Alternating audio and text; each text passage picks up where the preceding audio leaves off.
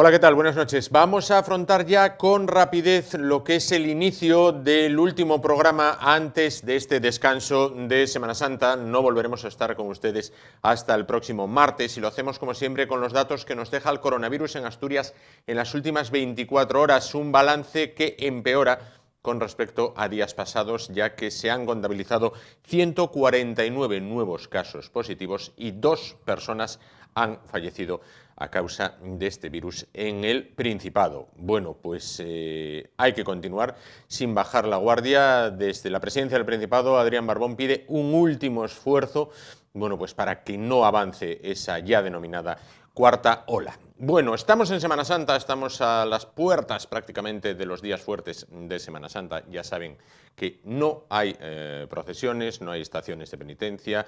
Bueno, pues los oficios religiosos propios, como es también, bueno, pues las distintas misas, bendición de ramos ya no hubo.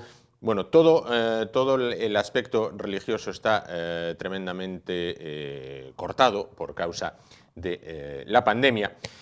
Sin embargo, bueno, pues hay que buscar bueno, pues la forma de seguir transmitiendo esta cultura cofrade, este tiempo con exposiciones y distintos eventos. Y hace unos días hablábamos de la exposición que organizaba en la Plaza de Trascorrales la Junta de Hermandades y Cofradías de la Semana Santa obetense. El mismo escenario, la dicha Plaza de Trascorrales, es donde ahora se ubica, bueno, pues esa exposición que están viendo en las imágenes. Se trata de la exposición organizada por la Cofradía, por la Hermandad de los Estudiantes de Oviedo, que ayer, bueno, pues se ponía de largo los distintos enseres que muestran algunas de las imágenes.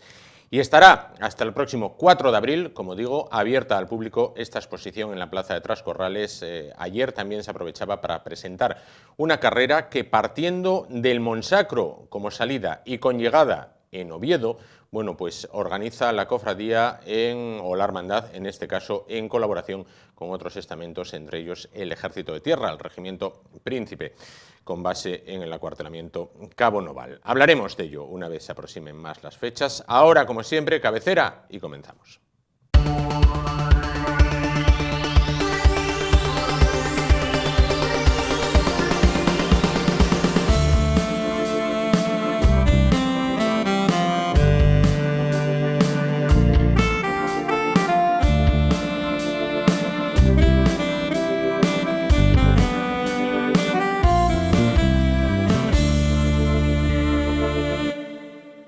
Pues comenzamos el espacio de esta noche, último día antes del descanso de Semana Santa. Bueno, y vamos a hacerlo hablando de dinero, porque aunque no podemos, bueno, pues salir de Asturias, realizar un viaje por causa de la pandemia, pues siempre es bueno tener dinero, aunque sea para estar en casa. Y quién sabe mucho de dinero y de inversiones, pues Víctor Riesco, director de Rial Gestión Financiera.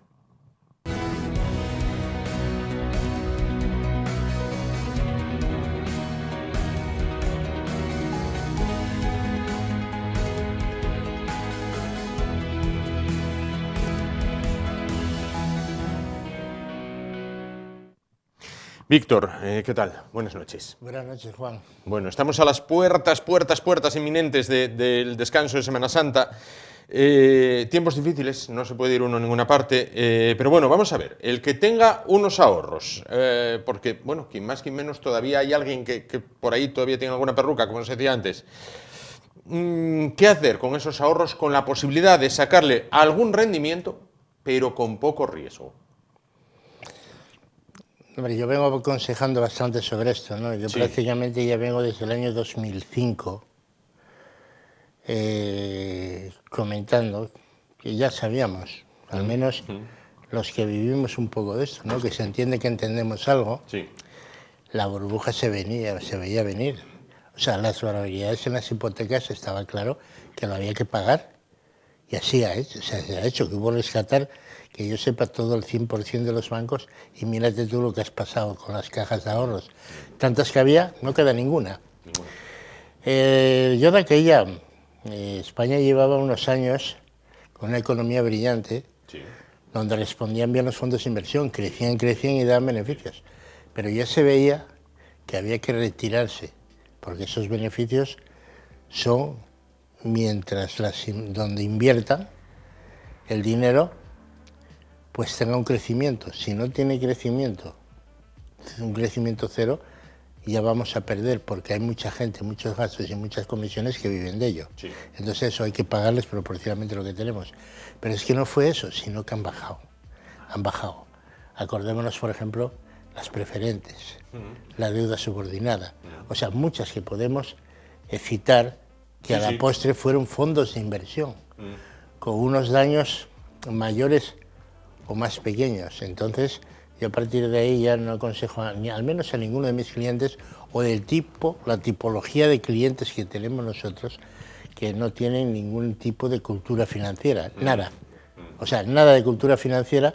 Y bueno, si confían en ti, te hacen caso, les dices tira para allá y tiran para allá. Claro. Si les dices que vayan para otra parte, van para otra parte, luego pierden dinero y la culpa es calva. Siempre se le echa pues a no sé qué, ¿no? Sí, claro. Pero realmente a una persona que no pueda controlar las bolsas, que no pueda controlar los mercados, que no esté atento, que no sepa cómo se hace, o que no tenga un asesor que esté detrás de ese producto para decirle hay que sacar, hay que cambiar, hay que meterse, yo para nada le voy a aconsejar que se meta en renta variable y por supuesto, en estos tiempos tan complicados, donde hay unos vaivenes tremendos en los mercados internacionales. Sin duda. Eso nos preguntaban varias personas. ¿Por qué Víctor dice siempre un no rotundo a la renta variable? Bueno, yo digo un no rotundo a la renta variable por una razón muy sencilla. Digamos un poco, mis ideas y mis comentarios van dirigidos a un tipo de cliente medio, o sea, de ciudadano medio, que no tiene cultura financiera o tiene una mínima cultura. Sí. Luego, observamos que quien le recomienda la renta variable, la recomienda porque le imponen, yo he hablado con bastantes, le imponen que la venda por los objetivos que tienen en sus entidades y la tienen que vender, les guste o no les guste, no saben por qué. Tampoco tienen una cultura, determinada, una cultura financiera. Sí pueden ser muy buenos operarios bancarios o dominar perfectamente su profesión, pero analistas financieros no son, si no estarían en otro departamento, está claro, no estarían ahí. Entonces, yo estos consejos van dirigidos pues al 99% de nuestros clientes pues tienen este tipo de cultura, ninguno. O sea, tienes que separarles del peligro porque a ti te van a hacer caso, y si los metes en una senda pensando que van a ganar y pierden, pues bueno, la culpa va a revertir sobre mí. Mal asesor sería, y partiendo de la base que hay unas alternativas de poder sacar muy buena rentabilidad a sus ahorros en renta fija, sin arriesgar absolutamente nada, y ojo, sin pagar ningún tipo de comisión. Entiendo. Víctor, algunas veces se oye, yo no sé si es comentario coloquial o es cierto, actualmente perdemos dinero teniéndolo en el banco entre comisiones, gastos de mantenimiento y demás. Hombre, si lo tenemos parado, sí. Y si lo metemos en fondos de inversión, teóricamente podemos ganar, pero no vamos a ganar. Yo ya hace mucho tiempo que no conozco a nadie que gane. Sí, alguno me ha dicho que gana, y yo le pregunto su profesión y sus conocimientos, y claro, evidentemente sí puede ganar, está claro. Alguien gana. Yo soy de los que digo que en la bolsa, y hablando de la bolsa, estamos hablando de los fondos de inversión, de renta variable, el dinero ni se pierde ni se gana, cambia de bolsillo. Entonces tú pierdes y va a parar a alguien. Entonces, claro, están pendientes de cómo cierra el Nasdaq en Estados Unidos, están pendientes de las noticias que pueden surgir, venden, compran, cambian de eso, y evidentemente esas personas sí pueden sacarle una renta, sí tienen gastos, pero sí pueden sacar una rentabilidad. Pero el que tiene sus dineros en un fondo de inversión y que le dicen que es un producto para 3 años o más mínimo, o a partir de 3 años, bueno, pues que tengan suerte y que la economía crezca, y tiene que tener mucha suerte para ganar, porque las comisiones se las van a meter, ¿me entiendes? Sí, esas las de administración y de depósitos se las van a meter. Eso por supuesto, independientemente que ya tenga comisiones, las comisiones de la venta de este dinero, o visualmente las comisiones cuando compran, esa comisión de contratación que te cobran. Sí, en el banco ahora mismo pagan interés cero. A los depósitos lo puedes abrir, pues a lo mejor te dan 2 centésimas, sí. Pero no tienen por qué pagarte. Ellos tienen todo el dinero que necesitan al 0% por parte del Banco Central Europeo para prestar, solamente para prestar. Entonces, pues si tienen el dinero gratis, ¿por qué te van a pagar a ti por tu dinero? Lo único que te lo están guardando, te lo guardan. Ten en cuenta que la renta española, sí, está en intereses negativos. Sí. Entonces hay gente, inversores internacionales, que momentáneamente guarda dinero en la renta española pagando dinero para tenerla guardada, pagan una renta por tenerlo guardada.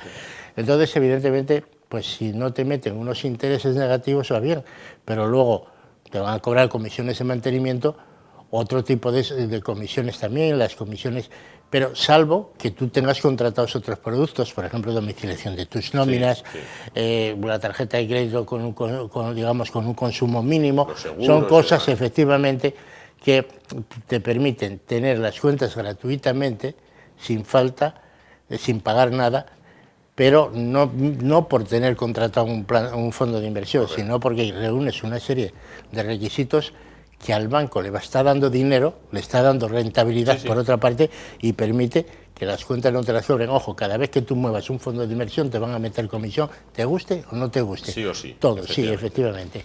Entonces, el dinero en el banco podemos tenerlo lo que es en una cuenta corriente, gratis.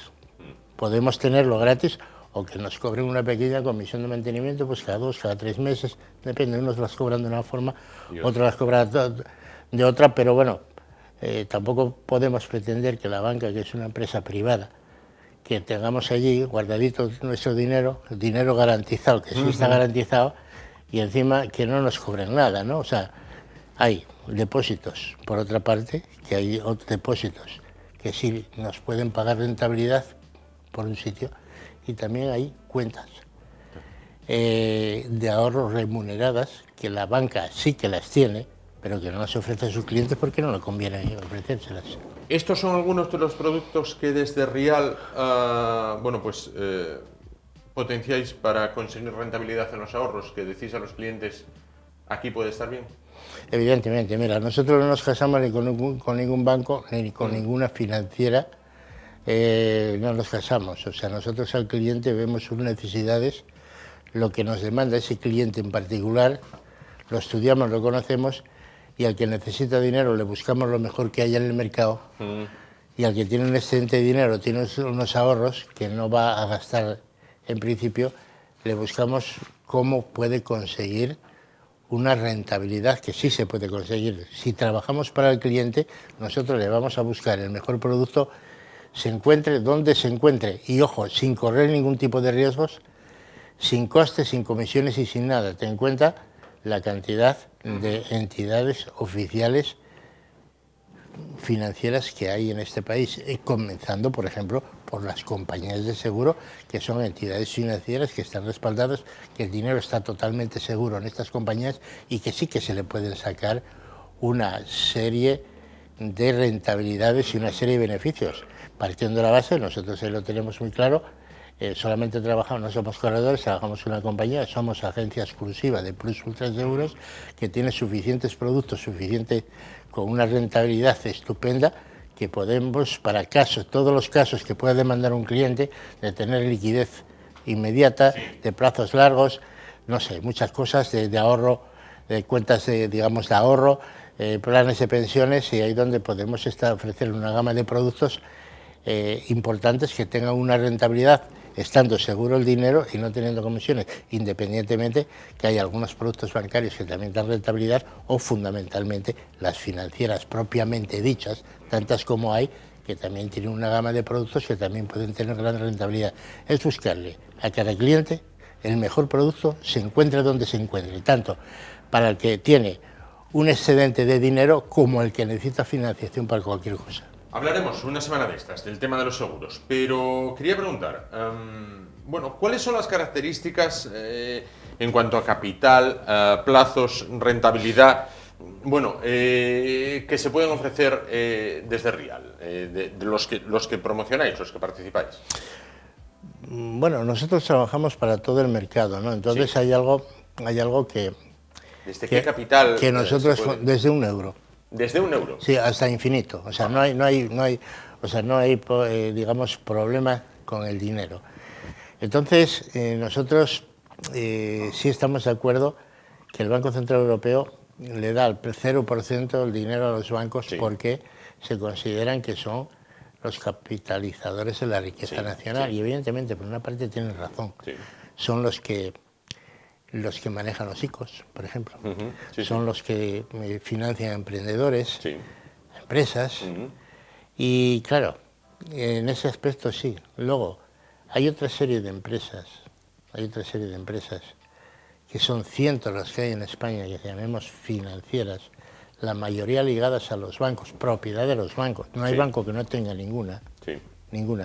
Cada banco, de los populares que conocemos, además, no voy a citar ningún nombre ni de financiera ni de banco, pero no hay banco que al menos no tenga una financiera, más otras que son independientes, entre ellas alguna extranjera que no tiene nada que ver con ningún banco, que son los que están financiando todos estos compras de consumo y pequeños préstamos personales. Si vemos una tienda que pone, paga usted en 10 meses sin intereses o en 2 años, detrás hay una financiera. El del comercio no vende a plazos, cobra al contado. Lo que pasa es que en vez de hacerte un descuento te paga los intereses, entonces en la financiera alguien va. Esas empresas, el Banco Central Europeo no les da dinero a ningún precio, ni al 2, ni al 4, ni al 0, no les da. Entonces necesitan sus inversores o su empresa que tenga un capital suficientemente amplio para no necesitar, o necesitan sus inversores y cómo no, necesitan también aquellos inversores pequeños con depósitos a un plazo determinado, que en algunos casos pues pueden ser, algún tipo de ellos pueden ser el tema de pagarés, que van a un plazo determinado y cobran los intereses todos juntos junto con el capital, o pueden ser otro tipo de depósitos que esté regulado por la Comisión Nacional de Valores, pero que sí que pagan. A más dinero, más se paga, y a más plazo, más se paga. Es cuestión de negociarlo y ponerle a nuestro cliente encima de la mesa: mira, hay esta oferta, a ti te conviene esto o lo otro, o te conviene diversificar una cantidad de dinero a más plazo, otra cantidad de dinero un poco menos plazo, de forma que pueda tener una rentabilidad media pues aceptable y estupenda, y a la vez pueda tener una liquidez inmediata pues si necesita hacer cualquier operación.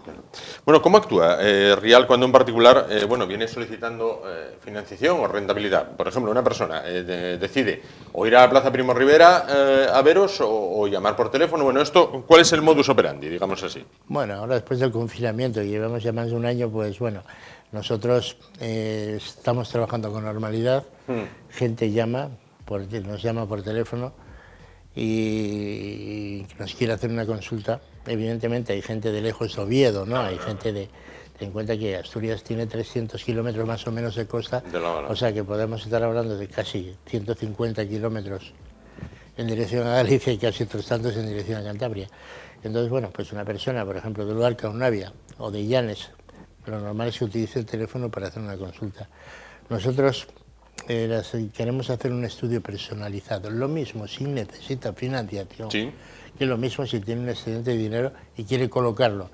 Primero, al que necesita financiación, queremos ofrecerle aquello que realmente necesita y en las mejores condiciones. Entonces, para eso necesitamos información. Pequeño estudio personalizado de unos minutos. Mis compañeras están perfectamente cualificados para esto y ya saben realmente en pocas preguntas lo que tienen que hacerlo. Y si tienen un excedente de dinero, lo mismo. La familia, los hijos, si trabajan, no trabajan, la edad que tienen, si tienen algún préstamo, si quieren acometer alguna obra, como tienen la casa, en fin, para sacar un poco a ver si este cliente... Una radiografía, digamos. Sí, le podemos ofrecer un plazo más largo para que saque más rentabilidad, o tiene que ser más pequeño, o una cuenta de ahorro remunerada, o mismamente hacerle esa diversificación para que pueda, si en función de eso, pues bueno, le vamos a explicar, le vamos a dar presupuesto. En caso de los préstamos, ¿no?, de quien necesite financiación, sí, le vamos a pedir una documentación mínima, la que necesitamos solamente, sí, para hacer el estudio. Y si pueden visitarnos, fenomenal, porque nos encantaría conocerlos, que nos conozcan a nosotros. Y si no es conveniente, y muchas veces este año, por el confinamiento, sí, sí, tampoco hay ningún problema. Si quieren venir, pues les mandamos una cita previa y ya, pueden venir. Pero bueno, da pena que una persona, a lo mejor si se quiere comprar unos muebles o cambiar electrodomésticos, pues que están de 100 y algo kilómetros para acá y otros tanto para allá, para estar con nosotros en la oficina 10 minutos. Entonces le explicamos. Nos pueden mandar la documentación vía correo electrónico, sí, vía correo ordinario. En algunos casos nos las han enviado por WhatsApp. Venga, foto del carnet, foto de esto, foto de lo demás con el WhatsApp, nos lo pasan, nosotros lo imprimimos y ya lo tenemos. Les damos la solución en un breve espacio de tiempo en el caso de las financiaciones y luego pues con estas claves ahora, estos sistemas, sí, modernos, incluso pueden firmar el préstamo desde su casa o desde su puesto de trabajo con una clave que lo puede. Sí. No hace falta presencial. Y en los depósitos pasa lo mismo. En los depósitos, a cualquier sea el tipo de depósito, les podemos mandar el contrato vía correo electrónico, lo imprimen, lo firman, lo escanean, nos lo devuelven firmado. Y listo. Y ya se hace la transacción económica correspondiente y eso. La distancia o el confinamiento o los horarios o el no poder no es ningún problema que pueda tener ningún cliente nuestro, tanto aquel que quiere invertir dinero, que tiene excedentes, como aquel que necesita una financiación. Completamente de acuerdo. Pues ya lo saben, es tan fácil como realizar una llamada de teléfono, mandar un WhatsApp o verse en persona, ¿no? Que sin duda es bueno, pues lo mejor en este caso. Víctor, antes de finalizar, esta semana, viendo las noticias, decía, tengo que comentarle esto, Víctor. Esto del dinero es tan voluble que una ráfaga fuerte de viento hace que un barco se atraviese en el canal de Suez y se pierden miles de millones de euros y de dólares y de todo cada día porque no eran a quien a desencallar el barco. Sí, además es lógico. Hombre, yo no tenía mucha información de esas cantidades que manejan, pero a mí no me parece exageradas. Ten en cuenta de que ese es un dinero de mercado que vale en la mercancía que van esos barcos. Son costes de estar parados. Esos barcos no pueden estar parados en cualquier sitio a la deriva. Genera mucho coste. Luego, pues digamos que hay unos problemas también con la entrega de mercancía. Si yo compro una mercancía y pago un precio por ella y me quedan en entregármela un día determinado y no cumplen, pues a lo mejor a mí me obligan a no cumplir contratos, a tener unas pérdidas porque se me caen las ventas que yo tenía previstas. Entonces eso, de una manera u otra, pues hay que valorarlo y hay que cubrirlo efectivamente, claro, y hay que descontar. Yo entiendo que muchos de los envíos de mercancía, de los proveedores que envían esos barcos, pues el cliente cuando le llega la mercancía, pues ya puede decir, oye, ya no me interesa, claro, ya no la tengo colocada, o me tienes que hacer una rebaja importante, ¿no? En algunos casos hay seguros que los cubren, todas estas pérdidas. Económicamente en otros casos no los hay, pero bueno, tengamos en cuenta de esas pérdidas que nos están hablando, son unas pérdidas globales, porque aunque lo pague una compañía de seguros, la compañía pierde. Claro. O sea, va a ser una pérdida, pierda quien pierda. Evidentemente, si nosotros estamos esperando en nuestra casa una mercancía, algo, un producto, que ya lo tenemos vendido o acoplado o para que funcione una sección de nuestra empresa y eso no nos llega, evidentemente que nos está ocasionando unos trastornos importantes y unas pérdidas de dinero, y eso es de una manera, pues tiene que tener una compensación, que sea tanto como ellos dicen o no, yo no lo puedo valorar, pero a mí me entramos de que pues sí puede estar bien calculado. Pues Víctor, muchísimas gracias por estar con nosotros esta noche. Ahora llegan unos días de descanso, nos vemos no obstante el próximo miércoles a esta hora. Cómo no, Juan, pues hasta el próximo miércoles. Hasta el próximo miércoles, buen descanso. Nos vamos rápido a publicidad y en un momento volvemos para continuar el espacio de hoy. Hasta ahora.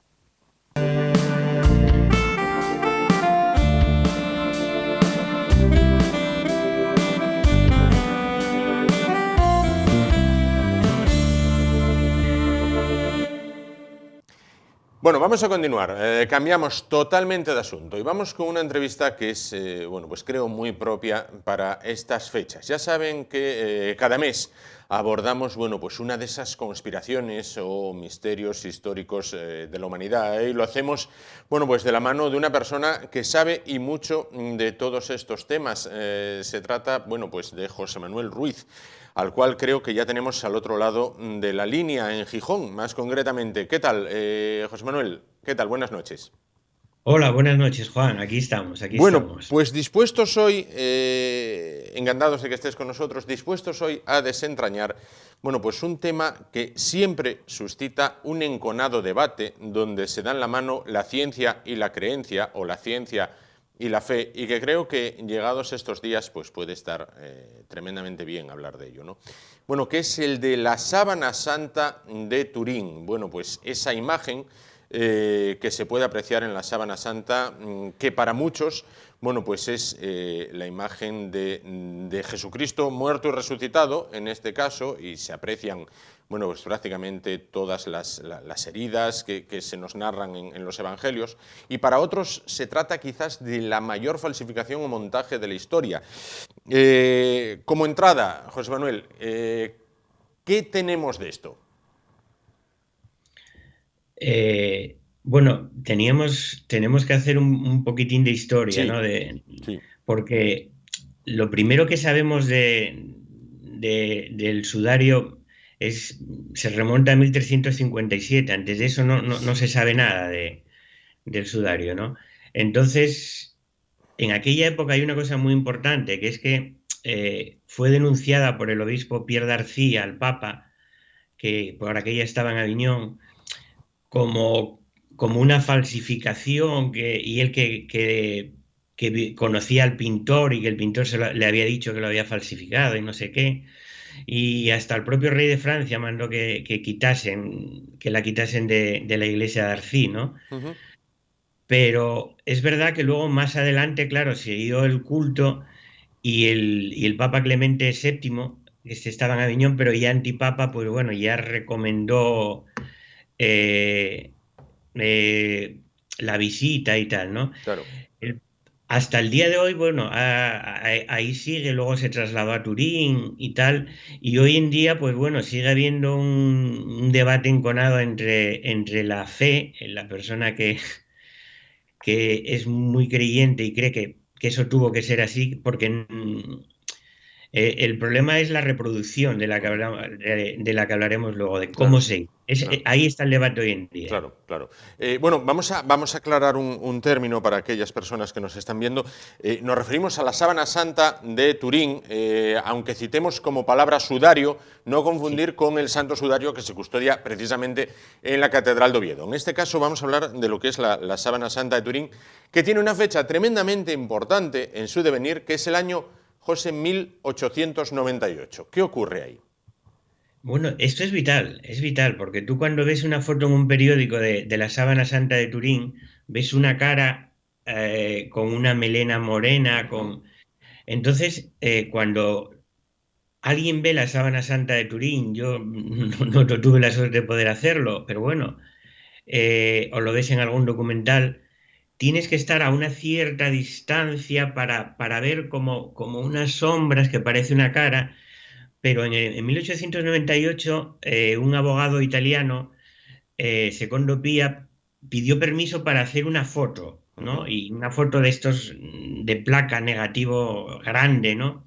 Y se dio cuenta de una cosa muy curiosa, y es que el negativo de la imagen se veía mucho más clara la cara. Claro. Eso lo que luego salió en todos los periódicos del mundo y lo que lanzó a la fama y lo que creó el misterio, porque cuando tú estás viendo eso, Ujú. esa foto, cualquiera que busque en internet, estás viendo un negativo, no estás viendo lo que está en la sábana. En la Sí. sábana no se aprecia eso, ¿no? Y de Ujú. ahí parte también cierto misterio de cómo Claro. es esto así. Claro. Ha tenido estudios científicos la sábana, bueno, este lienzo. La Iglesia tradicionalmente reacia a que se hagan, bueno, pues, pruebas científicas sobre las reliquias que custodia. En este caso sí dejó, bueno, pues analizar hebras de hilo de la propia sábana. que se sometieron al carbono 14. Y ahí entonces llega también otra fecha, otro hito tremendamente importante para la sábana. Sí, 1988. Y después de esto, a finales de siglo, creo que 1997, 98, se creó una comisión llamada STURP, y es verdad que la Iglesia Católica ahí dijo, durante 5 días podéis hacer lo que queráis dentro de tomar muestras, no sé qué. Entonces el carbono 14, la Iglesia usó el método científico, como tiene que ser, no le dijo solo a una universidad, sino que mandó hebras a Zúrich, a Arizona y a Oxford. Entonces, las tres dataron la sábana santa con una diferencia de 100 años sobre el siglo XIV. Bien, es verdad que esto ahora se haría mucho mejor, porque estaba empezando todavía, ¿no? Y el carbono 14 no es una ciencia exacta. Sí. Pero bueno, sería dificilísimo que fuese 200 o 300 años anterior a eso, ¿no? Claro. Y a partir de ahí, yo, como siempre que me llamas para un programa de estos, yo hago mis encuestas por ahí.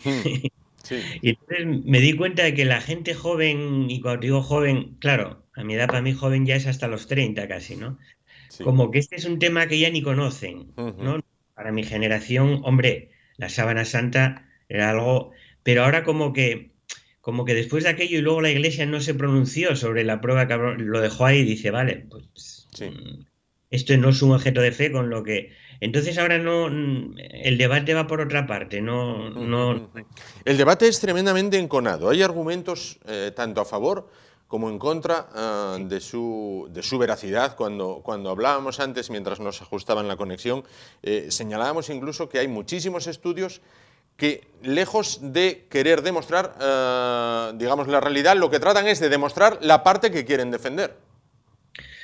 Claro, lo que pasa es que ahí, como no tienes acceso a la sábana, entonces muchos de estos estudios lo que hacen es reproducir un modelo, ¿no? Reproducir, pues usan un modelo, usan técnicas parecidas a lo que pudo ser, y por una parte los partidarios de que eso es obra de un milagro y tal, pues lo llevan por esa parte, y muchos de los otros lo llevan por otra parte, porque claro, no tienes acceso directo, pero bueno, el buen científico lo que tiene es que apartar todas estas cosas, te da igual que seas ateo, católico, claro, pero es un tema complicado, sí, es un tema difícil de abordar. Claro.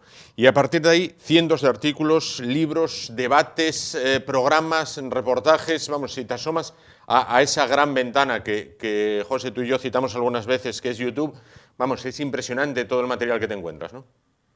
Yo recomiendo para el que vea este programa y quiera ampliar un poco más, un documental de la BBC, que creo que es de hace 10 años, y que es muy imparcial, porque te da las dos versiones y dice, tú luego decide, ¿no? Claro. Te habla de los científicos y te habla de los misterios que puede haber, sobre todo en lo que no se sabe hoy en día es, vale, si no fue un milagro, ¿cómo está hecha? Claro, ahí llegaríamos al final del recorrido, ¿no? Vamos a ver, tiene cierta conexión. Vamos a hacer, como hace desde hace muchos años un periódico en Asturias, vamos a buscar siempre la conexión con Asturias, ¿no? Tiene cierta conexión con quizás una de las reliquias más importantes que se custodian en la Catedral de Oviedo, atención, en la Catedral de Oviedo, que es el Santo Sudario, lo que sería el paño,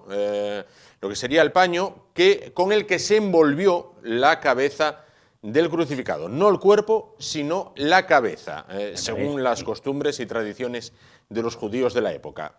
Hay cierta conexión también entre la sábana santa de Turín, José, y lo que es el Santo Sudario de Oviedo, ¿no? Sí, se hizo un estudio, hará como 30 años, o quizá un poco menos, ¿no? En que, porque en el pañolón, en el sudario de la Catedral de Oviedo, sí que hay restos de sangre, sí que se han visto, ¿no? Entonces, en este informe se decía que eran del grupo AB y que habían aparecido también del grupo AB en la Sábana Santa. Y por otra parte, hay como una especie de reguero de sangre que si los pones juntos coincidiría, ¿no? Tendría sentido, ¿no? Es verdad que, claro, no lo puedes probar porque no puedes llevarlo, pero bueno, es algo que de alguna manera es un dato curioso que te indica. Y luego el sudario de la Catedral de Oviedo sí que es anterior, sí que también está datado con carbono 14 en 4 fechas diferentes, y este sería anterior, como del siglo VIII o por ahí, son las dataciones. Claro. Y eso estaría muy bien, claro, por eso mucha gente le interesa que tenga datarlo, juntarlo con la Sábana Santa, porque entonces estaríamos hablando ya de que falló el carbono 14 y que sería muy anterior. Porque es un tema muy interesante, sí. Claro. Vamos a ver, ¿cuál es la posición de la Iglesia y el Estado actualmente con respecto a esta sábana, ¿no? Vamos a ver, la posición de la Iglesia y el Estado no, la posición de la Iglesia y cuál es el estado actual del debate. Bueno, la posición de la Iglesia, de alguna manera, podríamos decir que es imparcial. Ellos es verdad que dieron acceso a la ciencia para que lo investigase, y ahora mismo dicen, claro, no es un objeto de fe. Esto no es algo que salga en los evangelios y tiene que decir tal cual porque apareció más tarde. Entonces, bueno, tienen una posición, ahí está, para visitar, pero no dicen esto es real de ninguna manera. Simplemente ahí está. Claro. Pero, José, la gran pregunta que subyace a todo debate, a todo programa, a todo artículo, es, muy bien, si una persona es creyente, bueno, pues, o tiene mucha fe, dice, muy bien, este paño o esta sábana envolvió el cuerpo de Cristo. Si otra persona no lo es, te dice, no, mire, pudo envolver un cuerpo, pero no fue el de Cristo, porque el carbono 14 señala que la sábana data del siglo XIV, siendo generosos en el tiempo, ¿no? Vale, pero entonces la pregunta es, en el siglo XIV, ¿cómo lograron esa imprimación que se ve, bueno, pues cuando se realiza el negativo de la foto? Es decir, porque es como si, y me corrige si me equivoco, es como si la sábana, ese contorno que marca el cuerpo, esa silueta, estuviera quemada. Es como si hubiera habido una reacción, digamos, nuclear o térmica de algún modo, donde un cuerpo se evapora, por ponerlo entre comillas. Sí, lo que pasa que, bueno, no valdría que hubiese envuelto un cuerpo, porque cuando vemos la foto, digamos que la sábana es como la proyección de Mercator en un globo terráqueo, que la ves plana. Entonces, si hubiese envuelto un cuerpo, sería mucho más ancha, sería mucho más, digamos, claro, cuando te ponen algo en la cara, la nariz destaca, ¿no? Sí. Entonces, para que fuese así, no valdría tendría que ser la resurrección de Cristo, es decir, que en ese momento de resurrección, eso fue lo que impregnó. Tiene que ser un hecho milagroso, ¿no? Bien, más aún para el debate. ¿Cómo eso se conseguiría? Para los que creen en ello, está claro, muy bien, esto fue el momento de la resurrección, tal. Para los que no creen es, ¿cómo consigues eso en el siglo XIV? Bueno, eso se ha intentado. Ahí es donde más se está trabajando en reproducciones y tal, porque es verdad que, por ejemplo, no todos los hilos se nota, o sea, no está pintado a brocha, digamos, tal, porque si no se notaría. Claro. Entonces, bueno, hay una teoría muy curiosa que a mí me encanta de estas que dice que es la primera fotografía de la historia. Dicho así, suena como muy raro, ¿no? Pero bueno, ya en aquella época existían las cámaras oscuras, que es cuando estás en una habitación oscura, por ejemplo, con un agujero muy pequeño, muy pequeño. Y eso, así se inventó la fotografía. La primera fotografía que conocemos de Nipse se hizo así. Eso requeriría tener fuera una estatua, una escultura, y dentro un paño pues con compuestos de plata. Claro, esto tiene su complicación, entonces se lo atribuyen a Leonardo da Vinci. Y ahí no te creas que es una tanta locura, porque hay mucha gente en el mundo del arte, si ves el autorretrato de Leonardo da Vinci, se parece bastante a esto, ¿no? Entonces hay mucha gente que dice que bueno, que pudo estar ahí el gran genio y luego dar el cambiazo un par de siglos más tarde, ¿no? Bueno, se non è vero è ben trovato, que diría mi amigo Mario italiano. Sí. Otra es el hacerlo con polvo de pintura. Lo pones alrededor de la cara con polvo metido dentro de otra tela. Otra sería por rayos ultravioleta dejarlo, pero a día de hoy no se ha conseguido hacer una reproducción exacta, al menos hasta donde yo he conseguido ver de aquello, ¿no? Claro, claro. Entonces, bueno, lo más parecido, porque en la Fundación Sturp, los que se dedicaron a estudiar esto, había un investigador, un físico atómico, nada menos, que era judío, y él le extrañó tanto estos temas que se hizo católico. Y él lo que más dice que sería idéntico sería lo de la cámara oscura, lo de la... Claro. Y eso se conocía en aquella época. Claro. Bueno, pues José, creo que es un tema abierto al debate, abierto a la reflexión, abierto a la ciencia, abierto a la fe, y que ha sido un placer tratar contigo, bueno, pues esta noche. Para los que quieran también, bueno, saber más, aunque de una manera ligera, no de una manera erudita, más allá de los documentales que puedan ver en YouTube, como ese que nos señalaba precisamente José, que es muy recomendable, efectivamente, realizado por la BBC, pero para pasar estas fechas de Semana Santa, y quizás alguna cadena de televisión la ponga, hay una película, José, no sé si has visto, se llama El Cuerpo, que es de Antonio Banderas, precisamente, que es de Antonio Banderas, y no es que trate directamente este tema, pero sí trata una variable similar, ¿no? No sé si la pudiste ver. Trata la variable, claro, porque ahí aparece que quizás no resucitó, ¿no? Aparece que está el gran Derek Jacobi en la película, sobre la tumba, sobre lo que se encuentra. Es una película, además, es una película que yo recomendé más de una vez, porque trata el tema de aquella zona. Estoy totalmente de acuerdo contigo en recomendar esa película, Juan. Pues para estas fechas puede venir muy bien incluso. José, muchísimas gracias. Te vemos a vuelta de vacaciones en abril, porque tenemos un programa pendiente desde el año pasado. En abril, bueno, pues si Dios quiere lo veremos. Y hablaremos de nuevo. Que tengas muy feliz Semana Santa. Lo mismo te deseo, Juan, y gracias por la invitación, como siempre. Gracias a ti. Bueno, pues nos vamos muy rápidamente a publicidad, porque después nos espera nuestra compañera Carmen Baragaño, porque si hablábamos de la película El Cuerpo, bueno, pues no la vamos a emitir en esta casa, pero sí vamos a emitir otras muchas películas con temática Semana Santa, lo que cuando era yo pequeño decíamos películas de romanos y películas de Jesucristo, en este caso. Bueno, pues dentro de un momento con ella vamos a repasar los títulos que les vamos a ofrecer durante estos días. Hasta ahora.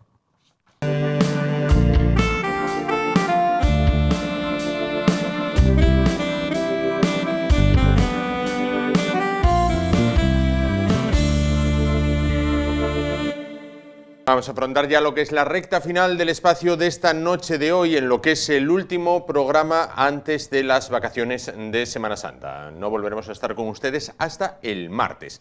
Bueno, pues para esta última entrevista antes de Semana Santa vamos a hablar de cine, vamos a hablar de cine del bueno, del que se emitirá en esta casa durante estos días y que tiene que ver precisamente con esa temática, con la temática con lo que toda la vida, bueno, pues se llamaron películas de romanos, películas de Semana Santa, películas de Jesucristo tan propias, bueno, pues de estas fechas.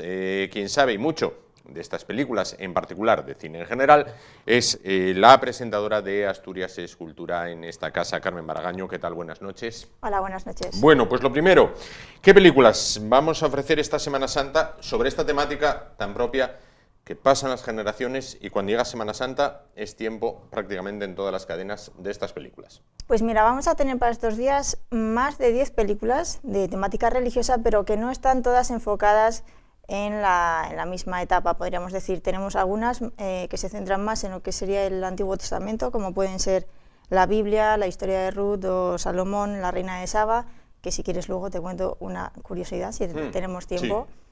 Otras que tratan más lo que es el Nuevo Testamento, como la historia más grande jamás contada, el hijo pródigo, Salomé, y otras que ya, bueno, pues se centran más en periodos posteriores, como pueden ser las sandalias del pescador o el tormento y el éxtasis, por ejemplo. Claro, se abarcan distintas épocas, ¿no? Distintas temáticas a lo largo de los tiempos. Es decir, entonces, no solo son lo que diríamos películas de romanos. No, hay un poco de todo. Tienen en común que es el tema de la religión, el propio de estas fechas, pero podemos encontrar películas centradas exclusivamente en el Antiguo Egipto o más recientemente, o sea, películas ambientadas en épocas más recientes. Tenemos El tormento y el éxtasis, que te mencionaba hace un momento, que se centra sobre todo en el duelo entre lo que sería el antropocentrismo, que está representado en la figura de Miguel Ángel, contra el teocentrismo, representado en la figura del Papa Julio II, esas durante el Renacimiento italiano. Esa sería básicamente la trama principal de la película. O luego, si venimos más hacia la actualidad, sí, a la Guerra Fría, tendríamos las sandalias del pescador. Claro, con Anthony Quinn, una película muy pero que muy recomendable. ¿Con cuál te quedarías y por qué?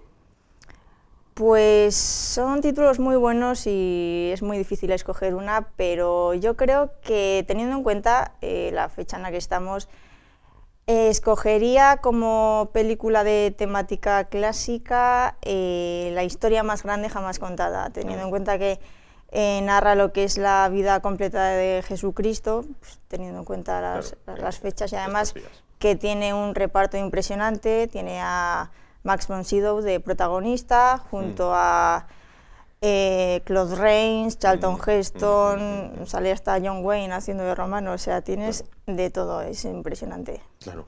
El auge histórico de este género, quiero decir, ¿ha vivido algún momento principal en el cual se rodaran muchas películas, hubiera muchas producciones sobre este tema?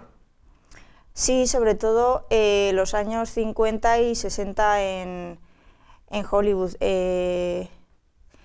Ten en cuenta que estas películas por aquellos años tenían unos, bueno, y ahora también tienen unos decorados impresionantes, un vestuario muy trabajado. De hecho, una de las principales diseñadoras de vestuario era Edith Head, que ganó nada menos que 8 Oscars por mejor diseño de vestuario.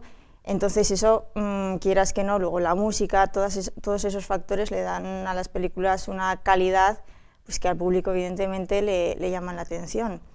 Además, en los años 50, a principios, se comenzaron a hacer las películas con un sistema, el famoso Cinemascope, que se estrenó, se vio por primera vez con La túnica sagrada, es una película también de estas fechas.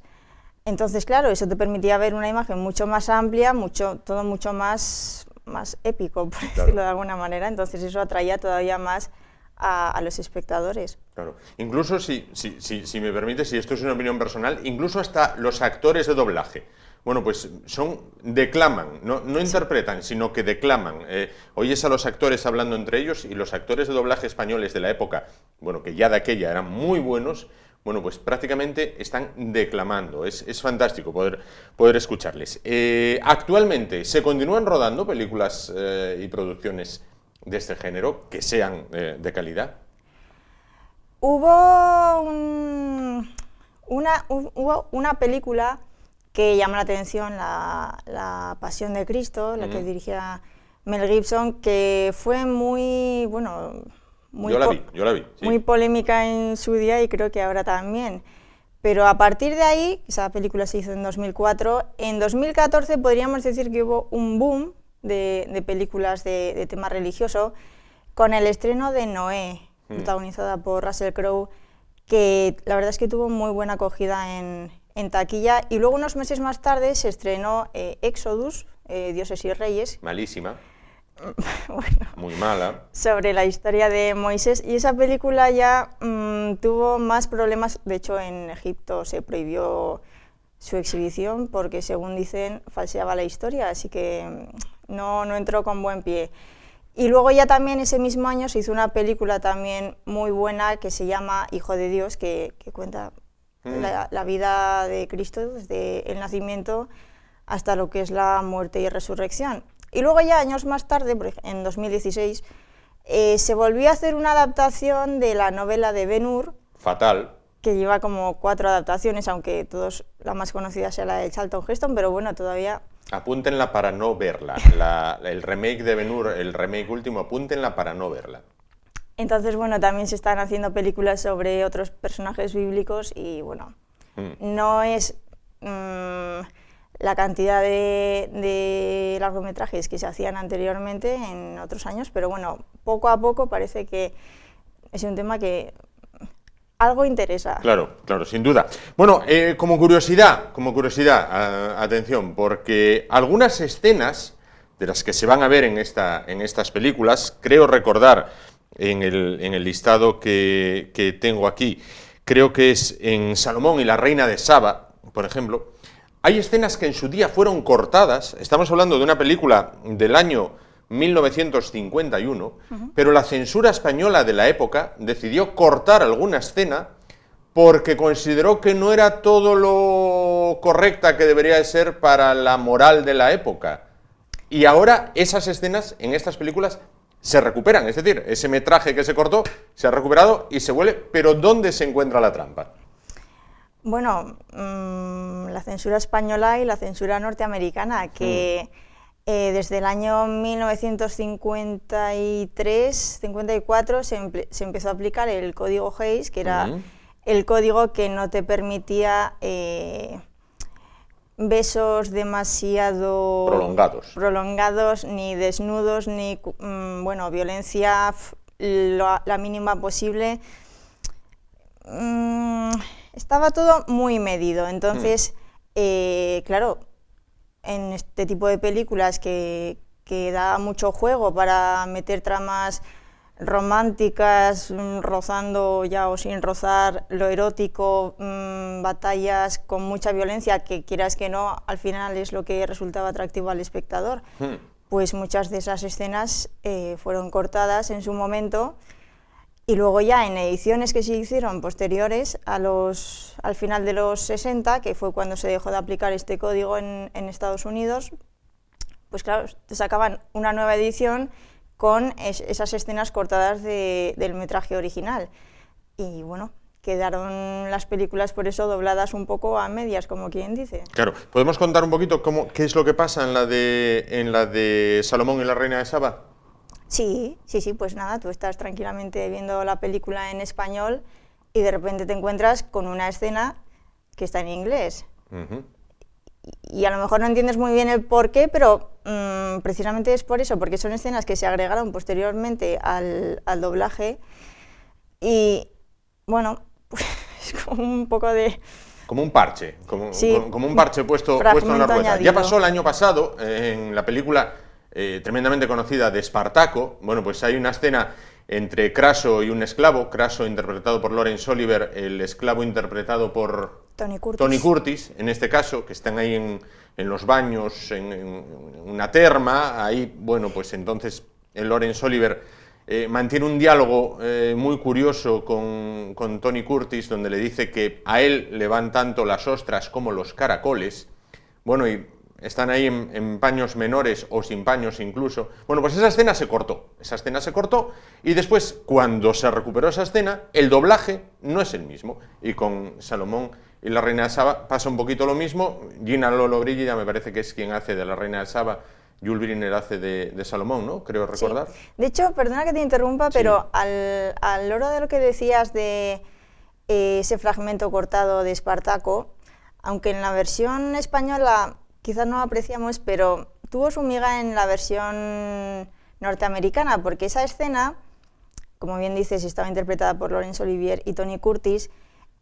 Cuando se volvió a incorporar, se volvió a doblar por Tony Curtis, haciendo su papel, lógicamente, pero Laurence Olivier ya había muerto, entonces tuvieron que buscar un actor que imitase a la perfección la voz de Laurence Olivier, claro, y cogieron a Anthony Hopkins. Fíjate. Porque al Pues, parecer es brillante imitando. Pues esa fue la del año pasado. Este año, en la de Salomón y la Reina de Saba, van a poder ver que, bueno, pues está ahí Gina Lollobrigida en todo su esplendor, completamente voluptuosa, con un vestido que deja poquito la imaginación, llega Salomón, tal. Bueno, pues ese trozo se corta. Cuando se reintegra al metraje, pues lleva un doblaje distinto en este caso. Bueno, eran otros tiempos. Nada, solo me queda recordar las películas que son, que las decimos rápidamente: La Biblia, la historia más grande jamás contada, El hijo pródigo, la historia de Ruth, que bueno, ya la hemos estrenado hoy, Salomé, Salomón y la Reina de Saba, Las sandalias del pescador, El signo de la cruz, Sodoma y Gomorra, El tormento y el éxtasis, David y Betsabé, Tierra de faraones, con los sacerdotes mudos, atención a los sacerdotes mudos, y Sinué el egipcio. Solo me queda que invites a que la gente, bueno, pues si se van a quedar en casa, porque a pocos sitios se puede ir con la situación actual, pues que las disfrute, ¿no? Pues nada, yo animo a todo el mundo a que vea estas películas, que bueno, es una oportunidad que tienen, ¿no?, en todo el año, y la verdad es que tiene una calidad brillante, una historia amena, entretenida, una belleza visual impresionante y una calidad de actores que la verdad es que merece la pena. Son largas, pero bueno, oye, como dices, tenemos toda la tarde. Tenemos toda la tarde. Además son de esas películas de antes que incluso hasta tienen un descanso en el medio. Algunas de ellas con el número de minutos que tienen hasta un descanso en el medio. Pues nada más, agradecerte que has estado con nosotros. ¿En vacaciones qué? Pues a ver las pelis. Claro que sí. Bueno, pues gracias a Carmen Baragaño en esta entrevista cargada de simbolismo, ella de rojo y blanco hasta los pies vestida, yo de azul, como no podría ser de otra manera. Nos vamos, que tengan unas muy felices vacaciones, no, días de descanso. Gracias por su atención, ánimo y adelante. En este caso, volvemos el martes. Hasta luego.